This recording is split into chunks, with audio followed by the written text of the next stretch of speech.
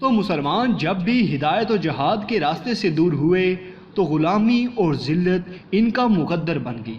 ہمارا تابناک ماضی ہماری پہچان ہے۔ تاریخ اسلام میں خلفائے راشدین کے بعد بہت سے مجاہدین اور سلاطین گزرے جو بہت مشہور ہوئے اور جنہوں نے صلیبیوں کے دانت کھٹے کیے۔ ان میں میرے پیر و مرشد سلطان صلاح الدین ایوبی، سلطان عماد الدین زنگی، سلطان نور الدین زنگی، سلطان رکن الدین بیبرس، سلطان علی ارسلان وغیرہ شامل ہیں۔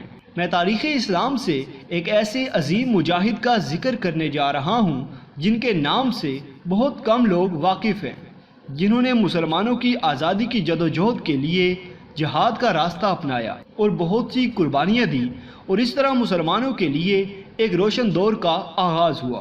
خلافت عباسیہ کا خاتمہ ہو چکا تھا اور اس وقت تمام ترک قبیلوں کی صورت میں رہتے تھے۔ یہ تمام قبیلے خانہ بدوش تھے۔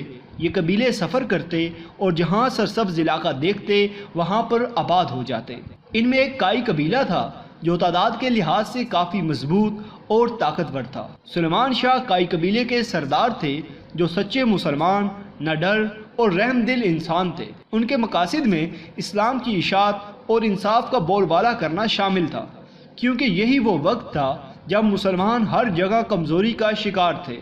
منگول ہلاکو خان کی سربراہی میں بڑھتے چلے آ رہے تھے اور خلافت عباسیہ کے بعد سلجوق سلطنت ان کی منزل تھی۔ بازنطینی سلطنت کے صلیبی اپنی سازشوں کے جال بن رہے تھے۔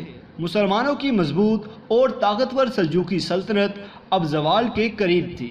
ان حالات میں ضروری تھا کہ مسلمانوں کی تعداد کو بڑھایا جائے۔ سردار سلیمان شاہ کے 4 بیٹے تھے جو بہت بہادر اور جنگجو تھے۔ سلیمان شاہ تمام ترک قبائل کو متحد کرنا چاہتے تھے تاکہ مسلمانوں کو صلیبیوں کی ریشہ سے بچایا جا سکے۔ شام کے علاقے حلب پر سلطان صلاح الدین ایوبی کے پوتے سلطان ملک العزیز ایوبی کی حکومت تھی، جبکہ اناطولیہ میں سلجوق سلطان علاء الدین کیقوباد کی حکومت تھی۔ صلیبی دونوں سلطانوں کو آپس میں لڑوانا چاہتے تھے تاکہ اس خطے میں مسلمانوں کو کمزور کر کے ان کا خاتمہ کر سکے۔ سردار سلیمان شاہ نے ان سازشوں کو ختم کرنے میں بڑا کردار ادا کیا، جس کی وجہ سے ایوبی سلطان پھر سے کائی قبیلے کے دوست بن گئے اور سلجوق سلطان کی بھتیجی حلیمہ سلطان کی سردار سلیمان شاہ کے بیٹے ارطغرل غازی سے شادی ہو گئی۔ سردار سلیمان شاہ کی وفات کے بعد ارطغرل غازی کائی قبیلے کے سردار بنے۔ وہ بہت ذہین اور بہترین جنگجو تھے۔ انہیں جہادی سوچ ورثہ میں ملی تھی۔ انہوں نے سردار بننے کے بعد صلیبیوں کا ڈٹ کر مقابلہ کیا، ان کی سازشوں کو ناکام کیا اور ان کے مشہور قلعے کارا چاہسار کو فتح کیا۔ بہادری، شجاعت اور وفاداری کی وجہ سے سلطان علاء الدین کیقوباد نے ارطغرل غازی کو تمام اغوز قبائل کا سردار اعلیٰ اور اناطولیہ کے سرحدی علاقے جو بازنطین کے قریب تھے ان کا نگران بنا دیا۔ ارطغرل غازی کے ہاں 3 بیٹے گندوز، ساوچی اور عثمان پیدا ہوئے۔ عثمان بھائیوں میں چھوٹے تھے۔ ارطغرل غازی نے ان کی دینی اور جنگی تربیت کی اور وہ بڑے ہو کر والد کے شانہ بشانہ جہاد میں شامل ہوتے رہے۔ سلطان ارطغرل غازی ایک مقصد کے لیے لڑ رہے تھے۔ انہوں نے منگولوں کے بڑے بڑے سپہ سالار قتل کیے، جن میں نوجان اور آلنچک مشہور ہیں۔ سلجوق سلطنت منگولوں کے ہاتھوں ختم ہو چکی تھی۔ تغرل نے تمام ترک قبیلوں کو سوگوت میں اکٹھا کیا، صلیبیوں سے چھینے گئے علاقوں کو ایک ریاست کی شکل دی اور تعلیم و تربیت کے لیے درسگاہیں تعمیر کی گئیں تاکہ لوگ جدید علوم سے بہرور ہوں اور اس طرح مضبوط اسلامی معاشرے کی بنیاد رکھی جا سکے۔